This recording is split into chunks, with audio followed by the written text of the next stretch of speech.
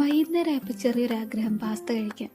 എങ്കിൽ അങ്ങനെ ആവട്ടെ, നമുക്കിന്ന് വൈറ്റ് സോസ് പാസ്ത ഉണ്ടാക്കാം. അതിന് വേണ്ടിയിട്ട് എൻ്റെ കയ്യിൽ 2 ടൈപ്പ് പാസ്തയാണ് ഉണ്ടായിരുന്നത്. രണ്ടും ഇത്തിരി ഉണ്ടായിരുന്നുള്ളൂ. അങ്ങനെ അപ്പം ഞാൻ വിചാരിച്ചു ഇതാരറിയാം, നമ്മൾ തന്നെയല്ലേ കഴിക്കുന്നത്. അങ്ങനെ 2 ടൈപ്പ് പാസ്ത എടുത്തിട്ടുണ്ട്. അത് രണ്ടും കഴുകി ഞാനൊന്ന് വേവിക്കാൻ വെച്ചിട്ടുണ്ട്. വേവിക്കുന്ന സമയം കൊണ്ട് ഞാൻ കുറച്ച് സവാള, ക്യാരറ്റ്, ഗാർലിക്ക്, അതേപോലെ പച്ചമുളക് ഇതെല്ലാം അരിഞ്ഞെടുക്കുന്നുണ്ട്.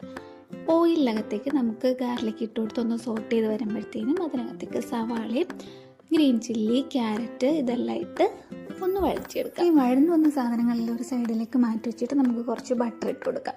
ഈ ബട്ടർ ചൂടായി വരുമ്പോഴത്തേനും അതിനകത്തേക്ക് കുറച്ച് മൈദപ്പൊടി ഇട്ട് ഒന്ന് റോസ്റ്റ് ചെയ്തെടുക്കാം. ഇവിടെ യൂസ് ചെയ്ത ബട്ടർ നമ്മുടെ വീട്ടിൽ തന്നെ ഉണ്ടാക്കിയ ബട്ടറാട്ടോ. ഇതൊന്ന് റോസ്റ്റായി വന്ന സമയത്ത് നമുക്ക് കുറച്ച് പാലൊഴിച്ചിട്ട് അതിനെ ഒന്ന് ലംസ് ഒന്നും കട്ടകളൊന്നും ഇല്ലാതെ ഒന്ന് ഇളക്കി യോജിപ്പിച്ചെടുക്കണം കേട്ടോ.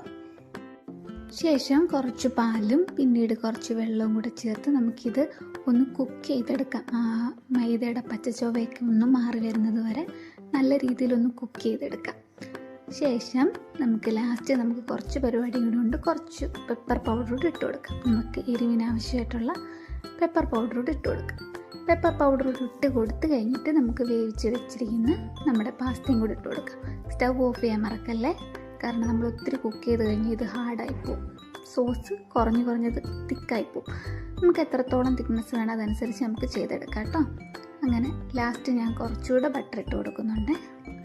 അങ്ങനെ ഞങ്ങളുടെ പാസ്ത റെഡിയായി. നിങ്ങൾ പോയി കഴിച്ചിട്ട് വരാം. Okay, by.